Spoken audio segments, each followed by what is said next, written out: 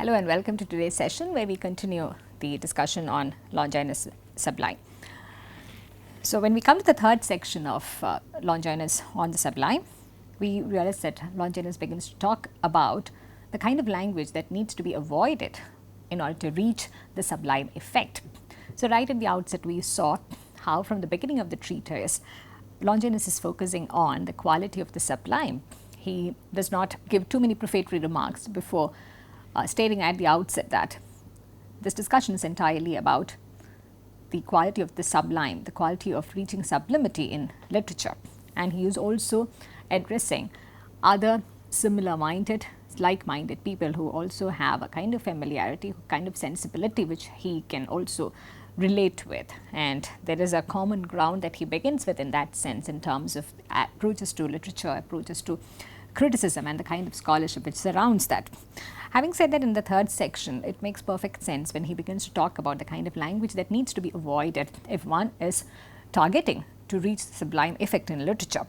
So, he gives an example and then he also states right after that, just in the way he began his work, without too many prefatory remarks, without too much of ornamentation, he directly mentions that the such phrases cease to be tragic, and what do they become instead of that? They become burlesque. And it also entirely, this short section, the third section, is also entirely about what will hamper the quality of the sublime, what could be a threat to the kind of language that will take the reader to a sublime effect, the kind of language which would transport the reader out of himself or herself. And he also gives a series of examples, some expressions, images which produce an effect of confusion and obscurity, not of energy. And if each separately be examined under the light of criticism, which seemed terrible, gradually sinks into absurdity. So, look at the kind of words that he is using. They are low level energy words, they are absurd, and they do not produce any effect which would even take you anywhere closer to the idea of sublime. And he continues, since then, even in tragedy, when the natural dignity of the subject makes a swelling diction allowable, we cannot pardon a tasteless grandiloquence. How much more incongruous must it seem in sober prose? Yeah? And he talks about how we laugh at certain kinds of such similar expressions where it's only burlesque, it's just very grandeur. There is a grandiloquent expression of a series of meaningless phrases which does not create any sublime effect on the reader. Instead, it becomes a laughing stock. And he also talks about, he gives examples from the contemporary culture, from the contemporary Greek poetry, and he says some words also become, some expressions also become high flown rather than sublime, and some become ludicrous. And he talks about a frothy style which does not produce any sublime, any noble quality, any noble effect. On the contrary, it is very base and it's also frothy, which has little content, but it's just frivolous and it's just superfluous. And he says these sort of faults may be observed in many of those contemporary poets such as Amphicrates, Hegesias and Matris, who in their frequent moments as they think of inspiration, instead of playing the genius are simply playing the fool. Look at the very clear attitude, the opinion and the observation that Longinus has about true genius and the other superfluous things which are passed off as inspiration or as genius. And he is very clear in using this yardstick. He is very clear in stating what he feels about those qualities which are not sublime enough. And it's also goes without saying that like many others of his times, he is also looking down upon those sorts of writing and those kinds of poets. And in this sense, we can say that he is a true classicist. There is a certain kind of quality, a certain kind of elatedness that he expects from a work of literature, and he is not willing to compromise on that at any point. And he now makes a very profound statement about what exactly to avoid. And look at the pointedness in Longinus' writing throughout. And this is where we find him coming closer to Aristotle in terms of this scientific approach, the clarity with which he puts things across, and the clinical detachment with which he is able to state what needs to go in and what needs to be avoided. And particularly in this third section, we find his approach to criticism very, very prescriptive as well. There are other emotional, aesthetic things that he talks about in the first two sections about the quality of writing, which elevates the reader, which transports the reader out of himself or herself. But at the same time, he says there are certain technicalities that needs to be observed, certain technicalities which also determine whether this kind of writing can produce the kind of aesthetic appeal and those sorts of levels that he is talking about. So speaking generally, he says it would seem that bombast is one of the hardest things to avoid in writing for all those writers who are ambitious of a lofty style. So these are all different things he is clarifying to us. It's not just about ornamented writing. It's not just about decorative style that will create a sublimity. It's deeper than that. It is nothing superfluous. It is not about the kind of language and how one would feel impressed with the use of language. But on the other hand, as abstract that it may sound at various levels in this writing, he is talking about a profound sense of genius combined with good craft, good skill, good technicality that would have an effect on the reader. And this is not something which can be dealt at the level of any kind of superficial play of language. So, and he talks about though through dread of being convicted of feebleness and poverty of language, slide by a natural gradation to the opposite extreme. Who fails in great endeavour nobly fails is their creed. Now bulk, when hollow and affected, is always objectionable, whether in material bodies or in writings, and in danger of producing on us an impression of littleness. Nothing, it is said, is drier than a man with the dropsy. So he is very clear about his judgment about the kind of writing that is expected out of a good writer or from a good artist. And particularly in this section, we are also being introduced to the kind of value judgments that prevails in terms of identifying the author with the writing and what kind of character and what kind of man is capable of producing this lofty and this noble and sublime kind of literature. And in the next paragraph, in the next passage, he is also introducing us to another kind of fault, another kind of flaw that a good writing must always stay away from, that is puerility. The characteristic then of bombast is that it transcends the sublime. But there's another fault diametrically opposed to grandeur. This is called puerility, and it is the failing of feeble and narrow minds. Indeed, the most ignoble of all vices in writing. So puerility, according to Longinus, is the most ignoble of all vices in writing. And here also we find this connection between the mind which produces certain kinds of work, the lofty mind which is capable of producing a lofty kind of work. So this connection between the moral character within the writer and the kind of writing that he or she produces, that is a very classical trait. We find Longinus almost treading the same path as that of Aristotle in this. By puerility, we mean a pedantic habit of mind, which by over-elaboration ends in frigidity. So here is where we find Longinus drawing a fine balance between following technicalities and having a pedantic mind. Of course, he says in the previous section that though there is genius and it needs to be, unless it is directed well, it's like a ship which has lost direction. The results could be fatal, far from appealing. But at the same time, if one pushes these things, if one pushes the technicalities to beyond a certain point, it will just become pedantic, and that will not serve the purpose either. And he talks about how that can result in frigidity in writing, that can result in frigidity in terms of generating an emotional and aesthetic appeal. Slips of this sort are made by those who, aiming at brilliancy, polish, and especially attractiveness, are landed in paltriness and silly affectation. These are the things that he also warns a prospective writer to avoid. Closely associated with this, a third sort of vice in dealing with the passions, which Theodorus used to call false sentiment. So there are three things that he suggests over here that a good writer, in order to achieve sublimity, the quality of sublime, should avoid. One is bombast, the second is puerility, and the third is false sentiment. And what is false sentiment? Meaning by that, an ill-timed and empty display of emotion, where no emotion is called for or of greater emotion than the situation wants. So He is clearly sending out a warning against an over display of anything, and this is also a way in which Longinus is telling the reader, telling the critic, that when he talks about the quality of being sublime, it's not about overdoing things, it's not about writing in a way that would be immediately seen as impressive. It is about something more profound, something deeper than just a play with language, just a play with the various kinds of emotions which are at work within any work of literature. Thus, we often see an author hurried by the tumult of his mind into tedious displays of mere personal feeling. So, that's another thing which is in connection to this. A writer, if he is tediously displaying mere personal feelings, that does not bring out any sublime quality. It is on the contrary, as Longinus would say, it is seen as something very trivial, something which is far from lofty. And if this emotion, if this feeling does not have any connect with the subject that is being discussed, it is going to be it will not produce the desired result at all. Yet how justly ridiculous must an author appear whose most violent transports leave his readers quite cold. Here Longinus is also being very, very sarcastic about some writers who try really hard to convey their personal emotions, to convey the emotions of the characters in such passionate terms, but at the same time it does not have any desired result on the reader. On the contrary, it just leaves the reader cold, and it's a very pathetic situation to be in, as Longinus is warning us.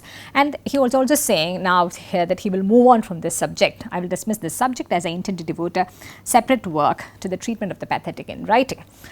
And from this he moves on to section 4, where he is observing one of the faults in detail, the fault of frigidity. In other respects, he is particularly talking about Timai is one of the writers.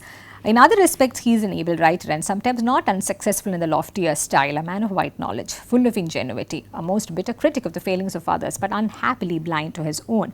And this example is very, very important because he is giving the example of another contemporary writer with whom the other writers and the other critics are familiar with, the other readers are also familiar with. And this sort of helps us to read Longinus' criticism in a more grounded fashion, where he is giving out real life examples and he is also making a comparison in a very relatable term. And in section 4, he continues to give a series of examples. We shall quickly skim through those. And towards the end of section 4, there is this stellar example that he gives about from Herodotus and how he falls in certain respect. And Herodotus falls pretty much under the same censure when he speaks of beautiful women as tortures to the eye, though here there is still some excuse, as the speakers in this passage are drunken barbarians. Still, even from dramatic motives, such errors in taste should not be permitted to deface the pages of an immortal work.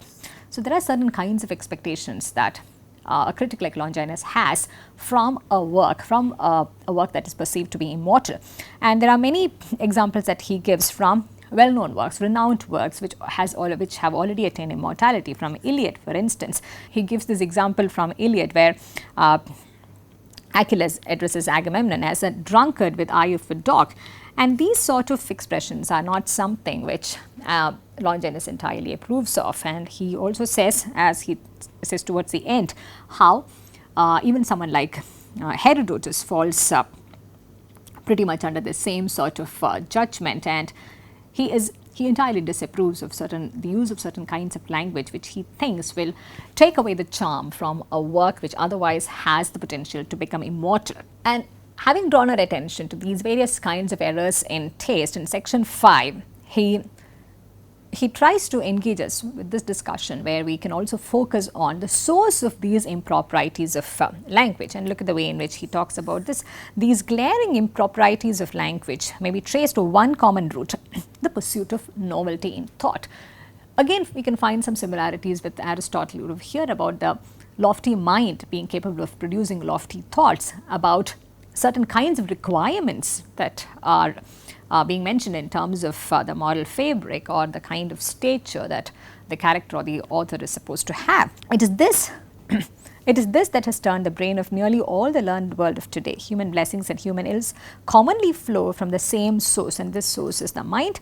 To apply this principle to literature, those ornaments of style, those sublime and delightful images which contribute to success are the foundation of, and the origin not only of excellence but also of failure. So just the way a certain kind of language can contribute to the success of a particular work of literature, in the same way it can fatally lead to its failure as well. So language here, which is also the extension of the thought that the writer has, it becomes extremely determinant and extremely important in showing whether the work is going to be a success or a failure. It is thus with the figures called transitions and hyperboles and the use of plurals for singulars. I shall show presently the dangers which they seem to involve. And what is the next task? Having said that, having drawn our attention to the root of all these glaring improprieties, which is thought, which is the mind itself, and then he says now he wants us to be alert to the ways in which one may avoid faults of style related to sublimity. And here I also want you to particularly notice how this treatise never loses its focus. It began with the idea of the sublime and it continues to focus on the quality of the sublime, and everything that Longinus talks about, there's a way in which he brings back all these discussions to the idea of the sublime. It's anchored on the quality of the sublime, about how to achieve sublimity in literature. And whether he is discussing the emotional appeal or the aesthetic appeal, whether he is discussing the quality of language or the source of all these different kinds of writings, he is always anchored on this idea of the sublime. In section 5, he is also inviting us to be alert to the distinction between true and false sublime. And here by now we begin to realize that there is a very serious way in which Longinus engages with the idea of the sublime. Again, to reiterate a point made in the previous session itself, it's not important for us to know whether Longinus was the first one to talk about sublime or not, but clearly he is the first one. Whether he was the first one to mention it within a treatise, or whether he was the first one to engage with it and pay attention to it, that's a different thing altogether. But what is important when we are looking at Longinus writing on the sublime is that he's the first one to theoretically engage with it. He's the first one to look at with such clinical precision and do some dissection of the word, the emotion, and the many surrounding things which produce the sublime effect. And in section 6, the very first statement clarifies this notion. Our best hope of doing this will be the first of all to grasp some definite theory and criterion of this true sublime. And this is one of the reasons why these earlier texts, some of these earliest writings from Greek criticism and philosophy, they continue to be important for our understanding of Western philosophies, Western literary criticism, because there is a sense of definite theory and criteria that we get from most of these discussions, and the pointedness of this discussion and the way in which the details are being spelled out with such clarity, it also works at a very foundational and fundamental level. Nevertheless, this is a hard matter, for a just judgment of style is the final fruit of long experience. Still I believe that the way I shall indicate will enable us to distinguish between the true and false sublime so far as it can be done by rule. And look at these fine clarifications that Longinus brings in at every point. He's never claiming to be able to do that. He's never claiming that one will be able to do this in a very foolproof way. On the other hand, he is saying he is giving us a roadmap. He is giving us some theoretical frameworks, and he's giving us some kind of criteria to distinguish between the true and the false sublime as far as it can be done by rule. There would always be certain spillovers and certain things which cannot be judged by any of these criteria. But he is saying one shall try one's best through these roadmaps. From that short section, he moves on to section 7, where he says, it is proper to observe that in human life, nothing is truly great which is despised by all elevated minds. Here is where we find another principle that he shares with Aristotle, which is universality. And this is one of the things that at a later point that most critics, theoreticians and writers, they also depart from the classical writers because of this quality of universality, because there are a number of other theories and frameworks which also show us at a later point that not everything is universal.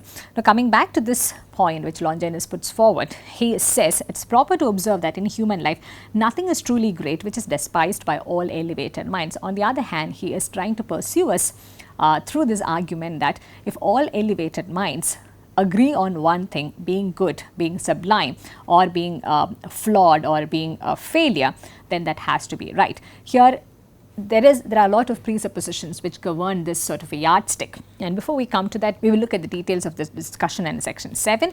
For example, no man of sense can regard wealth, honor, glory and power, or any of those things which are surrounded by a great external parade of pomp and circumstance as the highest blessings, seeing that merely to despise such thing is a blessing of no common order. Certainly, those who possess them are admired much less than those who, having the opportunity to acquire them through greatness of soul, neglect it.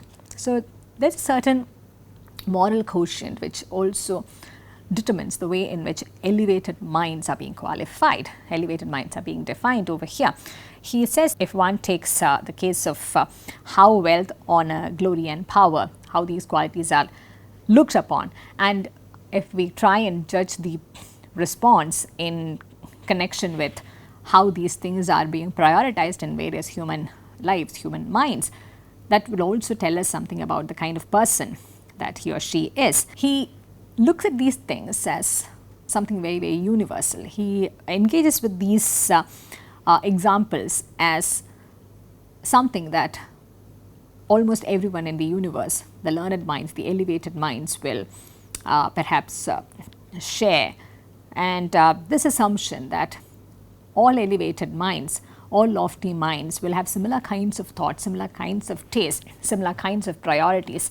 This is perhaps flawed in a certain way to begin with, but there's also a certain kind of scientific clarity and distance that Longinus brings into this discussion. He's trying to apply this principle to the sublime in poetry or in prose, and he says he's giving us some questions, some lead questions as examples. Let us ask in all cases, is it merely a specious sublimity?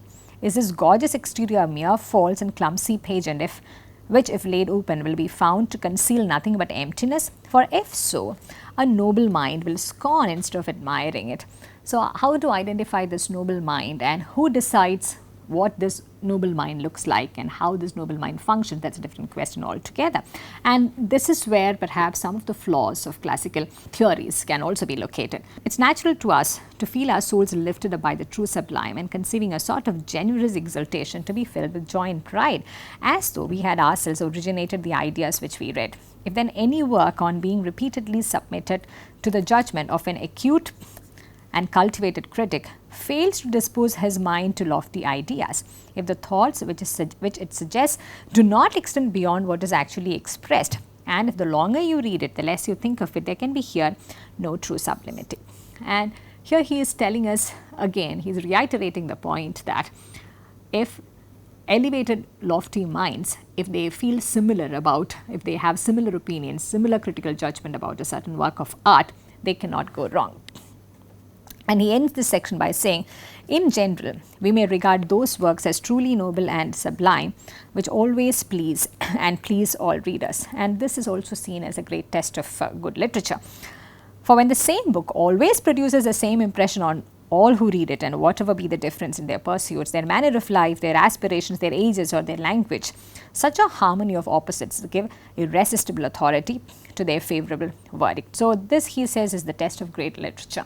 And if lofty minds, it's again, I'm reiterating, it's a different question how you would judge and determine a noble mind or a lofty mind. But if an elevated mind, if a group of such people, they find that there is a text which always please and please all readers, and this is the phrase that he uses, which always please and please all readers.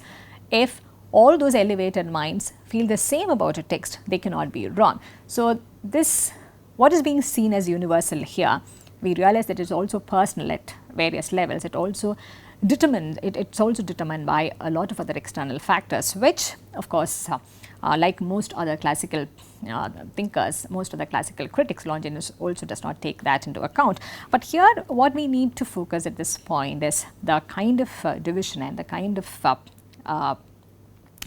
theoretical framework that Longinus is trying to put forward, and Longinus is trying to generate this during a time and space where such yardsticks were not in place at all. So when we look at it from that perspective, this certainly is one of the foundational ways in which the field of criticism within this larger canvas, how they begin to talk about yardsticks, criteria, about judging literature from a critical distance, and whether this critical distance has merit today or not, that's a totally irrelevant question. One needs to focus on the time and the space during which this text was generated and the kind of impact that it had in formulating and also in determining the many later principles, which also have become very fundamental and phenomenal in the field of literary criticism.